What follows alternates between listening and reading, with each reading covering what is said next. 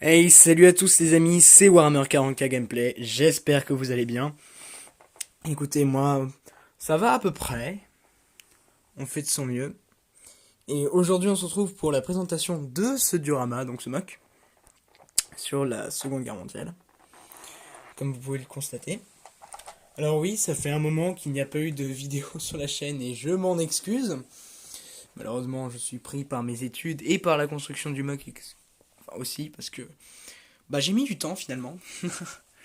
Déjà, il a fallu régler pas mal de problèmes, il a fallu construire ce F6F, que pour des raisons, je ne décrocherai pas de son installation car j'ai mis beaucoup de temps à l'y fixer, ainsi que mon BF109, mais vous le connaissez déjà. Donc sur ce plan-là, pas grand-chose à dire. Bon, eh bien, je pense que je sortirai également un petit diaporama sur le mock, histoire que vous ayez des photos et une qualité d'image un peu plus oui, qualitative, hein, c'est le cas de le dire. Bon, déjà, je trouve que la qualité de l'image est pas si mal comparée à ce que j'avais pu filmer avant.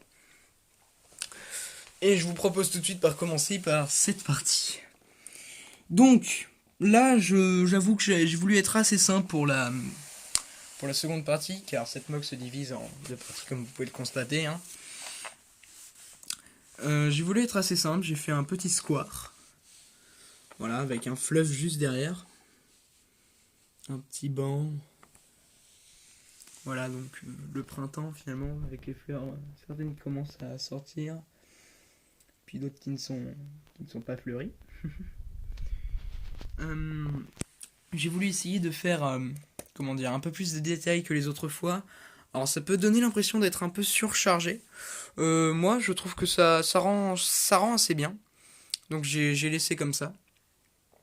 Peut-être les reproches qu'on me fera, c'est vraiment sur le toit là-bas et la hauteur de la petite chapelle qu'il y a au centre.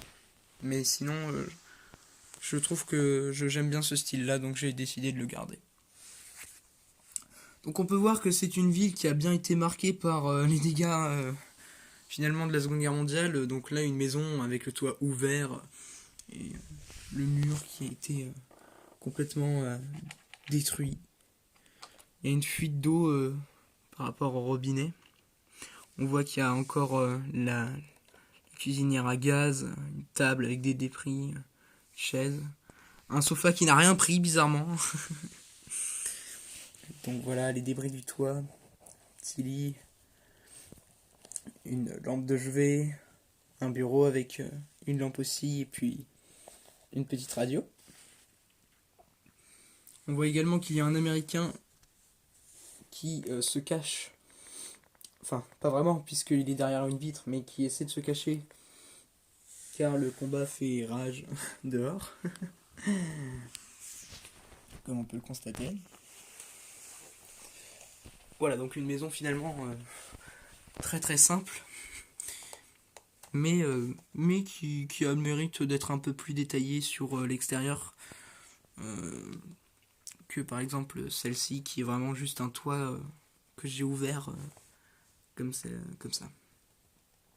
Donc si on voit pas bien à l'intérieur, c'est normal, alors je m'en excuse d'avance. Il s'agit d'un barbier en fait. Je vais ouvrir le toit. Voilà. Donc il s'agit d'un barbier, donc on peut voir là-bas le petit lavabo, un rasoir, un téléphone de l'époque, et puis deux chaises inclinées devant des miroirs.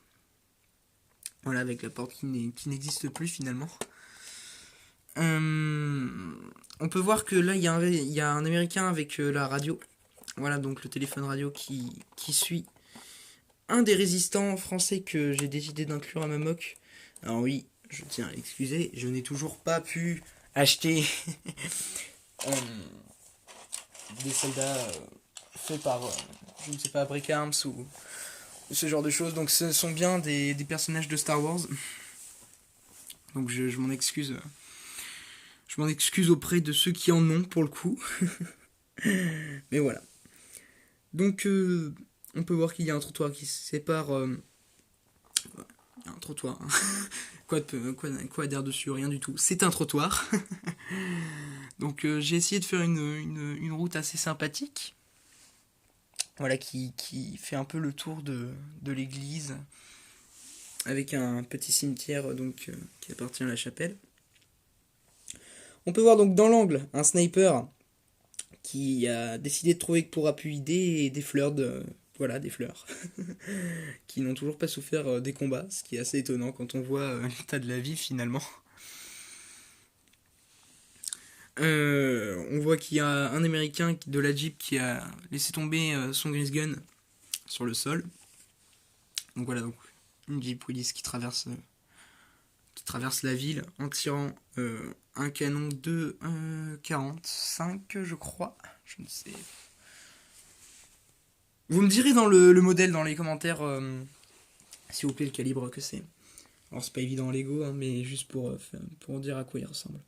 Donc on voit ici un soldat américain qui recharge son fusil à pompe et qui s'apprête à rentrer et à prendre d'assaut le bâtiment qui va déjà être bien pris d'assaut par ces Américains-là et ce résistant. Donc la Jeep voilà, qui fonce dans la rue. Donc on peut voir que la Jeep a tiré finalement et a complètement incendié l'arrière de la Kubelwagen ici. Donc j'ai décidé de faire ça parce que je voulais apporter un tout petit peu plus de détails à la Mamok déjà bien détaillé. Peut-être trop, j'en sais rien. Vous me direz bien. Voilà une espèce de petite bannière que je voulais essayer de faire. Au début je l'avais mis par une sorte de tableau publicitaire, mais finalement je l'ai retiré pour mettre ça à la place. Bien que ça ne soit pas vraiment très détaillé. Donc on peut voir aussi une moto qui a été abandonnée par l'Américain qui le pilotait ici. Donc il s'est glissé derrière le mur en sautant de la moto. Et j'ai essayé de faire prendre une pause dynamique aux deux Américains qui sautaient de la moto finalement en mouvement. Donc lui qui fait une roulade en rechargeant son Grease Gun et en allant se cacher derrière les caisses. Et l'autre qui veut aller se cacher sous la voiture. Voilà. Parce que ils sont sous les assauts de la terrible MG42 allemande. Voilà. Donc, et ici le car 98. Donc j'ai pas grand chose à dire sur les personnages, mis à part que c'est des Lego Star Wars et que j'ai custom un peu leur casque. Voilà. Donc on voit la maison donc avec le toit un peu voire carrément détruit. Avec dedans donc un poste radio. Voilà, ici. On peut voir aussi également qu'il y a un Allemand qui a plus le temps de se changer et qui est en train de tirer sur le résistant qui arrive. Donc on voit les traces, les étincelles qui font mouche contre la pierre. Donc avec avec l'Allemand qui tire avec un PPSH pris pendant la guerre de Russie. Parce que nous sommes en France, j'ai oublié de le préciser. De toute façon ça sera dans le titre, vous le verrez bien. Voilà, donc ça c'était un de mes customs que j'avais fait. Je crois qu'il est un peu plus visible maintenant avec la qualité de vidéo. Voilà, donc c'était un de mes premiers customs. Il était pas ouf, mais bon. Je trouvais que j'étais assez content de moi, je crois, à l'époque. Donc voilà, donc des débris éparpillés du toit et du plancher qui se sont effondrés. Voilà, et qui se protègent à peu près de l'assaut des Américains.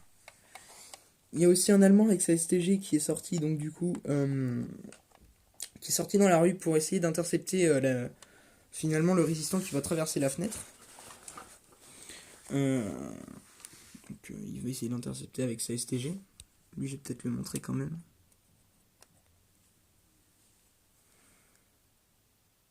Voilà, je trouve que la peinture est aussi lourde. C'est pour ça que j'en étais pas vraiment satisfait quand je l'avais fait.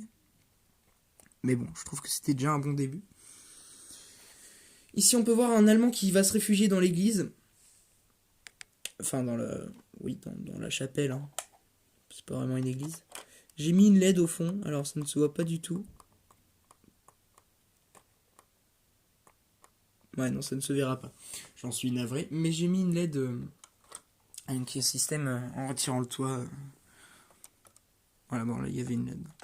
En appuyant, ça permettait d'allumer à l'intérieur de l'église. Ce qui rendait assez bien dans le noir. Je dois vous l'avouer.